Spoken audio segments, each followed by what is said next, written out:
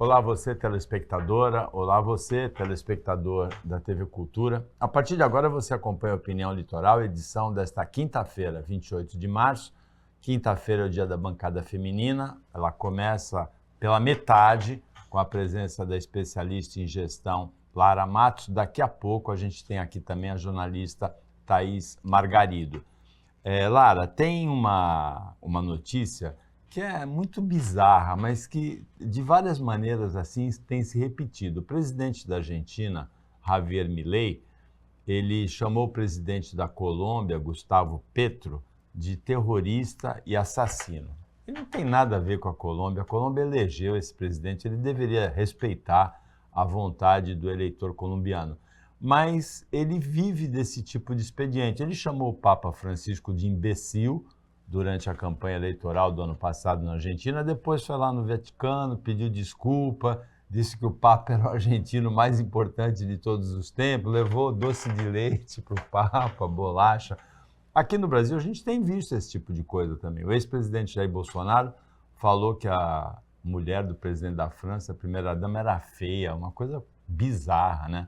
O atual presidente Lula comparou o partido no poder em Israel, o Likud, do primeiro-ministro Benjamin Netanyahu, comparou ao partido nazista que exterminou 6 milhões de judeus e gerou uma polêmica internacional.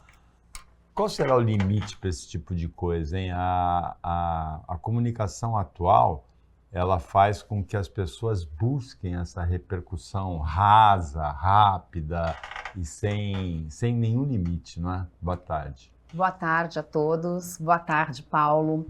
Paulo, como comunicadores, nós sabemos o quão, de fato, é importante a comunicação. Eu tenho por hábito dizer que não é necessariamente sobre o que você fala, mas é como você fala. Nesses casos específicos, qual é o objetivo? Talvez o objetivo seja gerar mídia, mas tudo tem um preço. Eu penso que o Javier Milei, ele tem uma oportunidade nas mãos, né? Nós estamos acompanhando a situação atual da Argentina. Ele é um presidente muito diferente até então dos seus antecessores.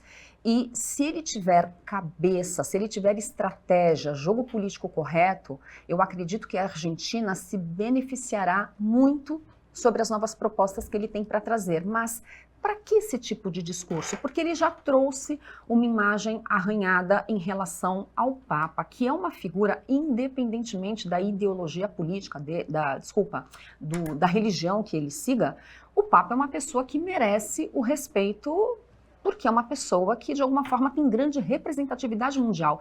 Então, eu acho que ele perde a mão nisso. Nós estamos falando do Milei, mas como nós já vimos aqui no Brasil, então eu vejo que as pessoas precisam se preocupar com a comunicação, porque eles são influenciadores, eles são formadores de opinião. Eu, particularmente, me preocupo com o que, de fato, eu falo para o público, ainda que eu possa pensar diferente. E a questão é, como que eu vou trazer isso? Então, é claro que as pessoas que se sintam agredidas, que se sentem agredidas, elas acabam retaliando o presidente, no caso que nós estamos falando, em face de uma comunicação violenta.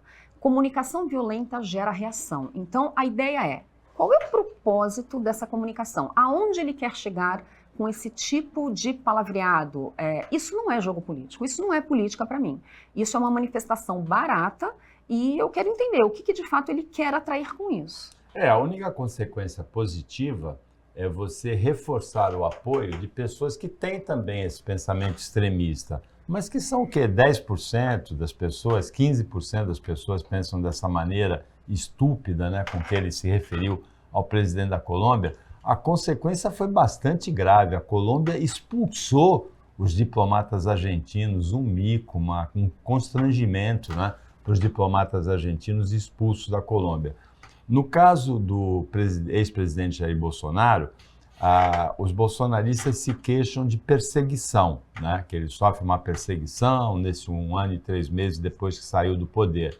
Agora, ele no poder, ele andava de motocicleta sem capacete, ele fez questão de dizer que não tomava vacina, foram inseridos dados falsos da vacina, ele não passou a faixa presidencial, ele foi para os Estados Unidos. Agora, ele entrou em território húngaro, né, que é a embaixada, sendo que ele está proibido de sair do Brasil em função dos protestos que ele enfrenta.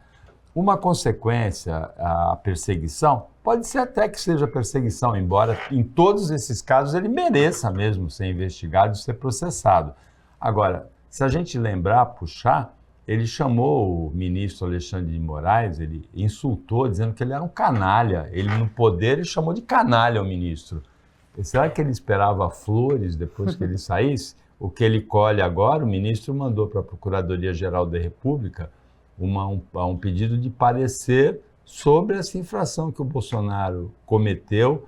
Eu até me enganei aqui em princípio, ele cometeu sim uma infração quando pisou no solo da embaixada, sendo que ele está proibido de sair do Brasil. O solo da embaixada é considerado território húngaro legalmente, não é? Sim, sem dúvida. A questão é que talvez isso tenha sido intencional, né? Que é justamente isso que eles estão apurando. Mas então, né, mediante essa situação, entenda, como a comunicação é importante nessas relações políticas. Então, se porventura, é claro que o Alexandre de Moraes ele vai seguir a lei, mas se porventura houver alguma consideração diante de tudo que a gente tem visto em relação à comunicação do presidente, a forma como ele se posta, é o presidente de uma nação, Paulo, requer uma postura melhor, porque é o reflexo também que passa para a população. Então, diante disso, a comunicação do presidente, ela, no meu ponto de vista, deve ser à altura do cargo que de fato ele ocupa. E agora a gente tem essa situação da Hungria, como você mesmo disse, é uma situação que leva a pensar que já havia alguma coisa planejada, já havia um caso pensado. Mas, ao mesmo tempo, Paulo, eu penso que é um momento muito delicado para o julgamento dessas atitudes, até então, do nosso ex-presidente, porque mexer nesse vespeiro agora é muito complicado. O nosso presidente atual, Lula, ele está com uma reputação um pouquinho manchada. Então, eu acredito que até as considerações acerca das ações do Bolsonaro, elas estão sendo avaliadas de forma muito cirúrgica para que isso não possa, de alguma forma, diante de uma sanção ao nosso ex-presidente, não possa, de alguma forma, arranhar mais a imagem do até então presidente. Então, eu penso sim que o Alexandre de Moraes ele vai se basear na lei, mas ele não pode perder a mão nisso, porque isso pode gerar uma comoção da população, porque até então o nosso ex-presidente ele tem sim uma grande representatividade perante o povo, e aí não favorecer a imagem do nosso presidente Lula, que já está um pouquinho arranhada, até diante da comunicação que ele tem. Agora sim, com a jornalista Thaís Margarido aqui na bancada. Thaís, nós comentamos, primeiro, as consequências graves da fala do presidente da Argentina, Javier Milei. Ele insultou o presidente da Colômbia, já disse que ele era um assassino, um terrorista. O Gustavo Petro foi eleito pelo povo, pela população da Colômbia, presidente, né? A Colômbia expulsou os diplomatas argentinos de território colombiano, alguns diplomatas. E o ex-presidente Jair Bolsonaro, a gente emendou, ele no poder, ele insultou o ministro Alexandre de Moraes em público, né? Chamou de canalha. Hoje os bolsonaristas reclamam de uma certa perseguição. Você acha que é perseguição esse caso do pedido de explicações, do pedido de um parecer para a PGR do ministro Alexandre de Moraes em relação à explicação dada pelo ex-presidente Jair Bolsonaro do porquê ele ter dormido 2 dias na Embaixada da Hungria, que fica a 13 quilômetros da casa dele em Brasília? Boa tarde, Thaís. Boa tarde, Paulinho. Boa tarde, eu estou muito feliz de estar aqui mais uma vez com vocês. Então vamos lá, o que eu acho que a gente está perdendo o controle é da imparcialidade dos cargos que cada um ocupa e passando isso para o lado pessoal. Então vamos lá, é claro que a gente sempre cobrou uma postura e uma conduta dos presidenciáveis chefes de Estado, de maneira que eles têm que ser sempre o apaziguador e ter uma postura para que não se crie crises diplomáticas em âmbito internacional.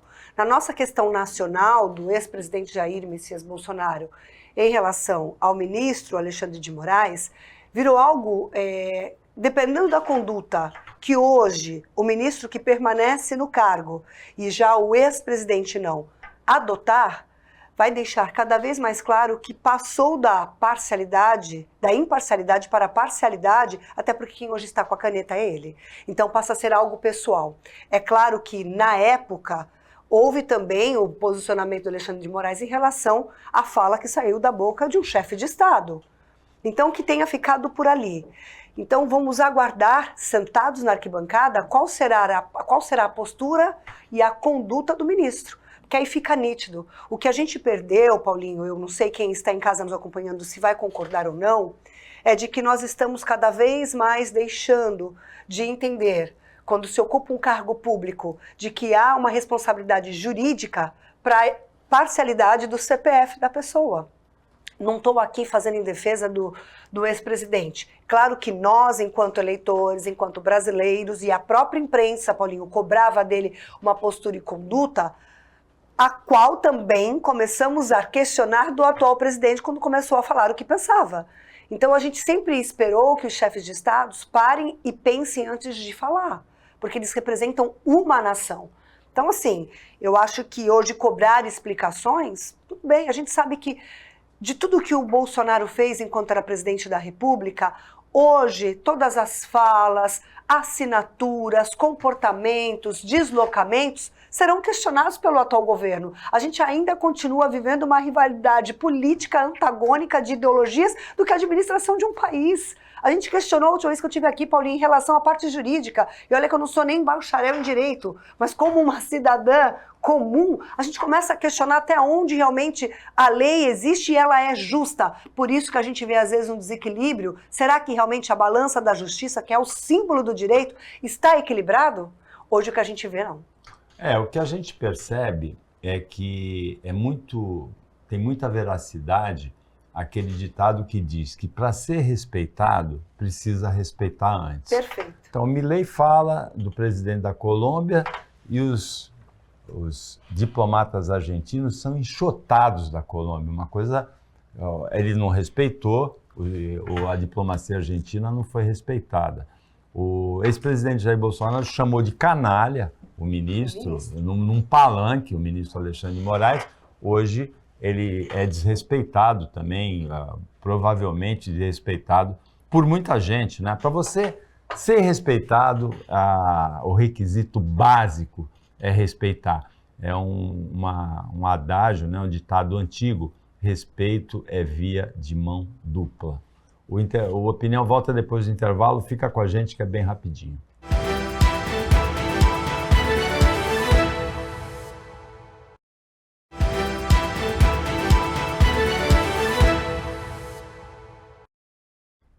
Voltando com a Opinião Litoral, agora com a bancada feminina da quinta-feira completa, a Thaís Margarido, jornalista, a Lara Matos, especialista em gestão.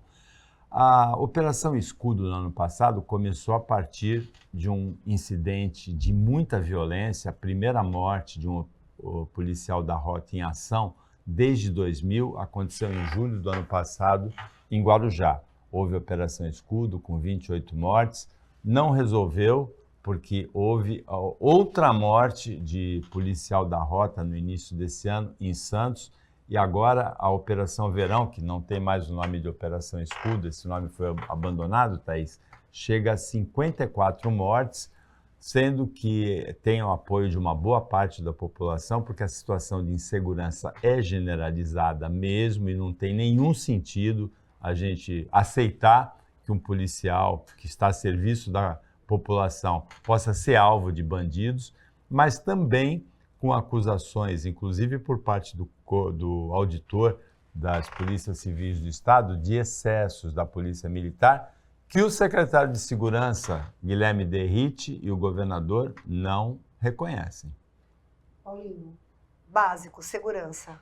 Já saiu da questão da nossa região turística ser tão necessária, passou para o morador. Então, o que a gente quer, o que a população quer é segurança. Vou dar um exemplo mais claro ainda. Cidade do Guarujá. Hoje, o morador, dentre os requisitos que você pleiteia para uma cidade ideal, está em primeiro lugar a segurança. A saúde, que sempre foi um dos primeiros itens a ser questionado pela população em relação a prefeituráveis e candidatos afim, hoje passou para segundo patamar. O primeiro é segurança. O que você quer na sua cidade? Segurança. E depois, saúde. E depois, educação. Então a gente vê que hoje a segurança é primordial em qualquer cidade, principalmente na nossa região, que é uma região turística, é litorânea. Então vamos lá. A operação é necessária? Sim. A polícia militar do Estado de São Paulo coloca ordem? Sim. É a atribuição dela. O que precisa ser analisado é se há abuso de poder, quando há e como há.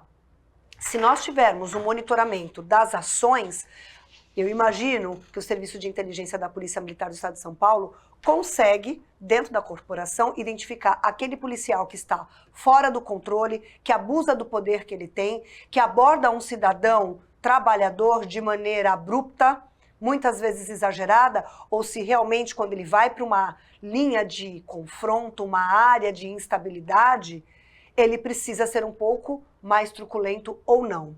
A gente sabe que hoje a situação, inclusive eu vim para cá conversando com uma pessoa sobre isso, sobre inclusive a ação de policiais da rota na invasão de um apartamento atrás de um suspeito, e a forma como eles tocaram a campainha, mas a hora que a pessoa abriu a porta, ele já entra daquela forma truculenta, tem criança, a mãe já vai cobrir a criança para não ver, mas a gente tem que olhar que o lado do policial, ele também, quando abre a porta, não sabe de que maneira ele vai ser recebido.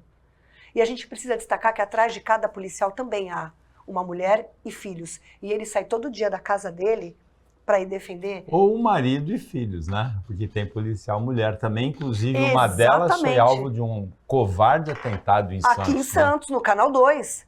Quer dizer, de forma inesperada. No Canal 3. Foi no Canal 3, né? De forma inesperada. Então, o que acontece? Canal 2. Aí, tá vendo, Paulinho? Gente, querendo me deixar confusa. Eu falei, eu acho que era perto da padaria tal, que a gente costumava tomar café quando era repórter na rua fazendo cobertura. Então, eu sou totalmente favorável à segurança, sim. Sou favorável às operações da Polícia Militar do Estado de São Paulo, nossa região, sim, em especial na cidade onde eu resido, que é o Guarujá, porque isso trouxe e proporcionou uma sensação de segurança maior para a população, para a cidade. O que a gente não pode deixar é abuso de poder e truculência exacerbada sem necessidade. Mas vale salientar que quando há incursão da Polícia Militar nas áreas periféricas, as equipes não sabem o que vão encontrar pela frente. Então elas têm que estar bem preparadas para um confronto de maneira que evite ao máximo vítimas fatais. Mas a gente sabe que num possível confronto com um crime, sempre saem feridos. Mas o policial militar, quando ele sai, é a profissão dele. É diferente do crime organizado. Muitos estão por opção. O policial militar é a profissão dele, manter a ordem e a segurança. Enquanto o outro lado está para fazer negócios internacionais, utilizando muitas vezes como escudo a própria população que é trabalhadora e mora nas áreas periféricas. E é essa população que tem pedido mais segurança, porque ali tem trabalhador, trabalhadoras, estudantes, pessoas que querem e projetam um futuro melhor, mas no momento só podem residir naquele lugar que é o que ainda lhes cabe no bolso. Nós estamos acompanhando já desde o final do ano passado esses números da operação, que até então Operação Escudo e agora Operação Verão. E é justamente o que a Thaís disse, se houve abuso, ele de fato precisa ser apurado, mas eu queria compartilhar aqui com vocês, ontem eu estava numa palestra de uma promotora, e ela falando sobre a luta dela diária para impedir que famílias ocupassem áreas que não podem ser ocupadas aqui na nossa região por questões ambientais e principalmente por questões de segurança. Mas por que eu estou trazendo isso? Porque me assustou quando ela disse que o crime organizado toma conta de todas essas áreas e que, inclusive, alguns políticos, eles vão nessas áreas dizendo para a população ficar, porque quando forem eleitos, eles vão conseguir, de fato, regularizar. Mas ela estava dizendo sobre uma área de Santos. E você está falando sobre o Guarujá. Então, nós estamos na mídia ouvindo muito acerca do Guarujá, mas por que me chamou a atenção? Eu acho que a coisa está mais perigosa do que a gente imagina. Lara, está em toda, Paulinho, se me permite, em toda a região. As áreas de invasão, de preservação, APAs, às vezes, área de preservação ambiental, elas são invadidas por políticos que falam, eu te forneço ainda a gente está nessa era, século XXI, ano de 2024, te forneço a madeirite, te forneço o material para você levantar o seu barraquinho lá e fica tranquilo que eu eleito vou lutar para regularizar a sua área. Foi justamente tá errado. Isso. Então se aproveita e aquele vai. E aí o crime organizado usa como escudo esse morador para ele se instabilizar e entre um barraco e outro tá o QG que ele monta. Então, para concluir, a operação precisa acontecer. É claro que os abusos precisam ser investigados, mas ela é necessária, porque, no meu ponto de vista e diante do que eu ouvi, eu penso que a situação está muito pior do que a gente imagina. É uma solução que pode ser ventilada, pode ser adotada nesse caso, que é uma solução que outros países adotaram, é o uso de câmeras nos uniformes dos policiais. A gente viu que esse policial da Rota que foi assassinado em Guarujá, em julho do ano passado, o assassino foi identificado por imagens da câmera do policial. No caso do estupro do Daniel Alves, a imagem da vítima na câmera do policial foi decisiva no julgamento. E embora o governador Tarcísio não goste das câmeras, o secretário de Segurança também não goste das câmeras, e eles manifestaram isso na campanha, uma pesquisa da Datafolha mostrou que em São Paulo, 88% dos moradores são favoráveis, uma pesquisa da Datafolha, são favoráveis ao uso de câmeras nos uniformes de policiais. O governo do estado de São Paulo não era favorável, mas agora eles estão já comprando novas câmeras justamente para instalar nesses policiais. E assim, é uma proteção também para o policial. Né? Eu não lembro necessariamente o nome do policial, mas teve aquela situação que ele foi morto e eles conseguiram pegar o bandido Patrick. Justamente por conta da câmera. Patrick, né, o nome do policial da Rota, morto Isso, em Guarujá. Guarujá. Agora, em todas o secretário Guilherme Derrite, o governador Tarcísio, dizem que não reconhecem excessos nas ações da PM. Em todas as profissões existem, no médico existe, no jornalista, na especialista em gestão. Um caso clássico de erro jornalístico completa hoje 30 anos, Thaís, que é o caso da Escola Base de São Paulo. Em 28 de março de 1994, houve uma precipitação jornalística, um erro crasso, né, de uma notícia que não foi checada e que afetou profundamente a vida das pessoas envolvidas naquela falsa denúncia. Né? É um caso que é estudado em escolas de jornalismo. Você deve ter estudado, né? Eu estudei na época. Eu não, porque eu já era formado. Eu estava estudando jornalismo, era o nosso case de análise, até onde vai a ética, onde vai até você chegar à informação na fonte, a responsabilidade de você noticiar um fato, o peso que é da responsabilidade da ética jornalística, de checar a informação na fonte, de saber que às vezes a gente pode destruir uma vida com uma simples notícia. E, no entanto, hoje o que mais se tem é fake news. A falta de regularização de um novo veículo de comunicação, que são as redes sociais, mostra de novo um desserviço, como o caso da Escola Base, que só provocam...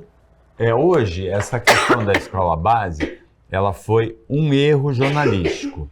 Os jornalistas não checaram uma falsa denúncia e isso afetou, inclusive, houve até morte, né? Houve até suicídio nesse caso da Escola Base, que a gente vai abordar com mais cuidado depois do intervalo. Mas, hoje, um dos grandes problemas que a gente enfrenta hoje é a informação falsa, que no Brasil, não sei por que, se chama fake news. É informação falsa. Mas aí é o uso deliberado da informação falsa, por mais absurda que ela possa parecer, ela contamina uma parte da sociedade que lê aquilo, ou porque quer acreditar naquilo, ou porque acredita mesmo. Então, coisas completamente absurdas, né? Que a Michelle Obama é homem, por exemplo, né? Ou que o Papa Francisco propôs o sacrifício de autistas, alcoólatras, portadores de deficiência para combater efeitos climáticos, são coisas assim bizarras mesmo, que são produzidas como informação falsa. Uma boa parte das pessoas acredita nessas coisas, né? Um dos grandes problemas atuais. Depois do intervalo a gente comenta esse erro jornalístico que foi a Escola Base em São Paulo.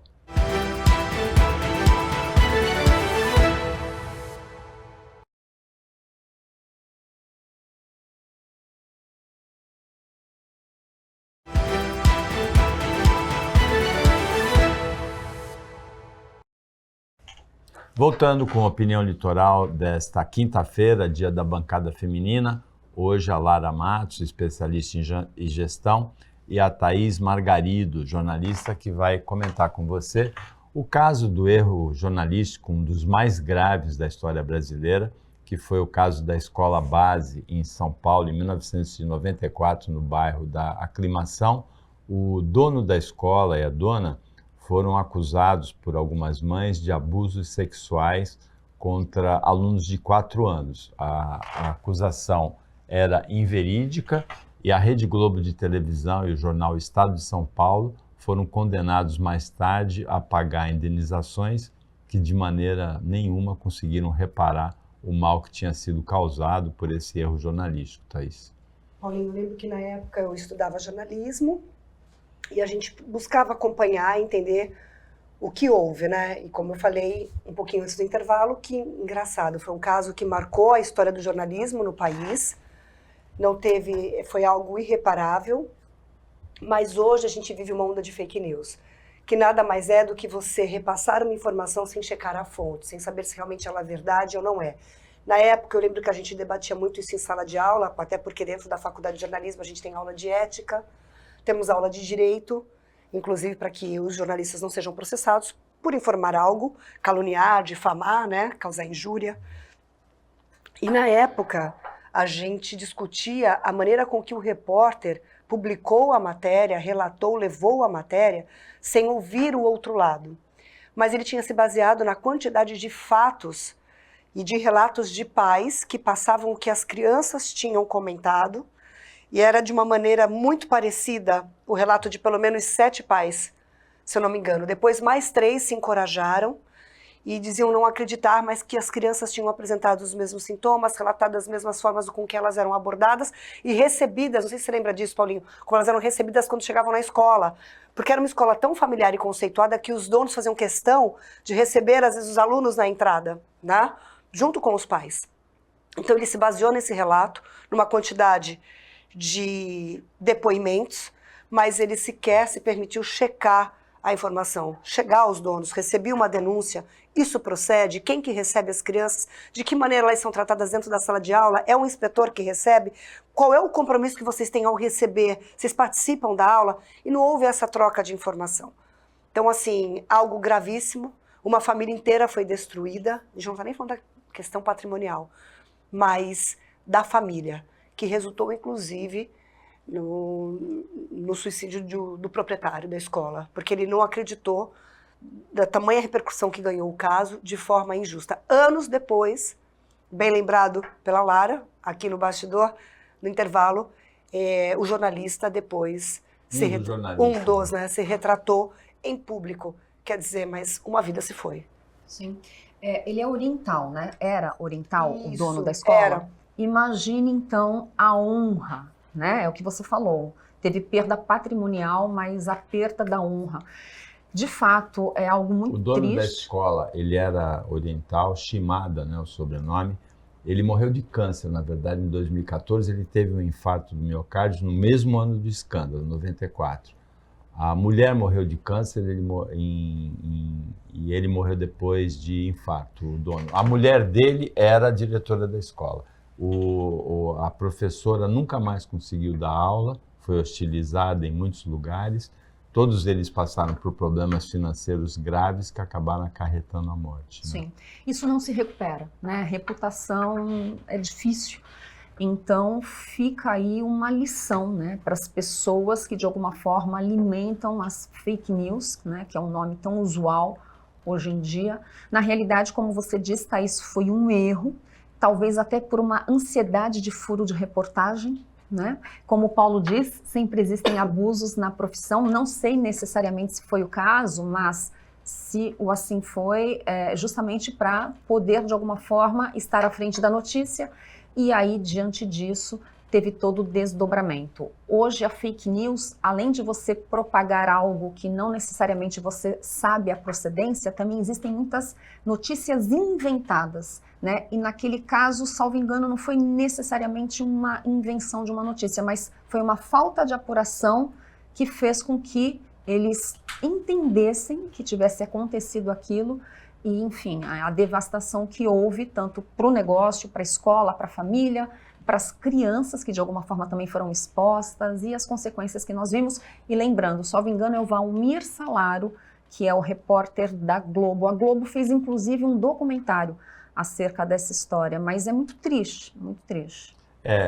Na profissão de jornalismo, a gente tem que ter muito cuidado com a checagem das notícias, porque a reparação, a retificação, o reconhecimento do erro depois ajuda muito pouco a reparar o dano que foi causado antes, né?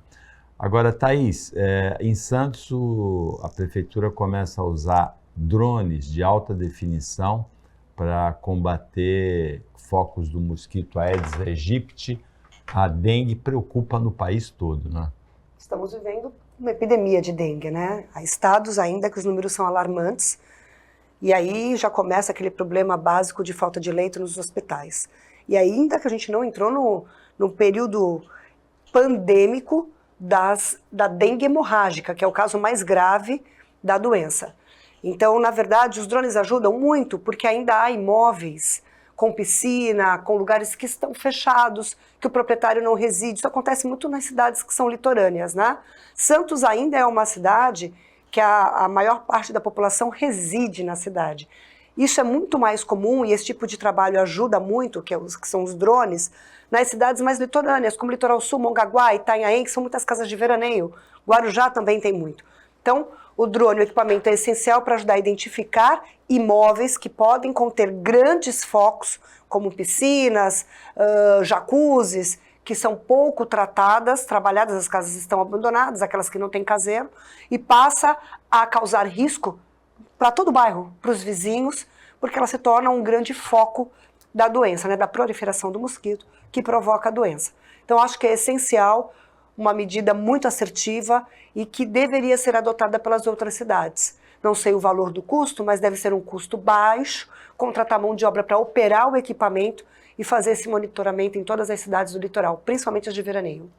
É um custo que, na realidade, se torna um investimento, porque você evita o que vai custar na ponta em termos de saúde pública. Sem dúvida, drone é fundamental, a vacina é fundamental, mas eu reforço aqui, dona de casa, olhe para o que está dentro da sua casa. Afinal de contas, 75% dos focos, eles estão dentro de casa. Então, é aquela aguinha inocente que pode ser um foco do mosquito. Em apartamentos é mais raro, em casa é mais comum. Então, todo cuidado é pouco. Afinal de contas, salvo engano, chegamos a 150 mortes. É um número muito alto. Para algo que acontece recorrentemente, então todo ano nós temos isso. Então, o papel da população é fundamental. Não basta só esperar a iniciativa dos nossos governantes. A sua casa pode ser um foco que coloca a sua família em risco. Bom, a gente está chegando ao final do Opinião Litoral desta quinta-feira, o dia da bancada feminina, na véspera da Sexta-feira Santa, na véspera do feriado, né? Sexta-feira Santa, depois o sábado de Aleluia e o domingo de Páscoa. A previsão do tempo não é de uns dias muito radiosos, não é, Lara? Mas existe a previsão de que até 250 mil veículos busquem o litoral vindo do interior de São Paulo e da Grande São Paulo. Eu espero que as estradas estejam, ainda que com movimento, fluindo, para que haja segurança, né, do motorista, tanto em acidentes quanto assaltos. Nós sabemos que nessa época, infelizmente, alguns bandidos abusam desse trânsito nas estradas e espero que o turista aproveite a cidade, mesmo que ainda não com tanto sol, afinal de contas Santos tem vários atrativos, e que gire aqui a nossa economia, consuma, vá nos bares, restaurantes, é importante para a cidade, é importante para o comerciante. Santos, Guarujá, E Praia Grande. Praia Grande e todo o nosso litoral. Que seja um final de semana de feriado prolongado, mas principalmente de reflexão, né? De reflexão, de espiritualidade, e que passe o feriado de Páscoa, entenda o verdadeiro sentido da Páscoa, né? Independentemente da sua religião, é um momento de reflexão. Chegamos ao final do Opinião Litoral, agradecendo a participação da jornalista Thaís Margarido, da especialista em gestão Lara Matos, pelos comentários, o trabalho da equipe técnica de jornalismo do Sistema Costa Norte e principalmente agradecendo a você que acompanhou a gente em mais essa edição. Até amanhã, feriado, Sexta-feira Santa, nesse mesmo horário depois do Jornal Litoral, e um ótimo feriado para você que você merece.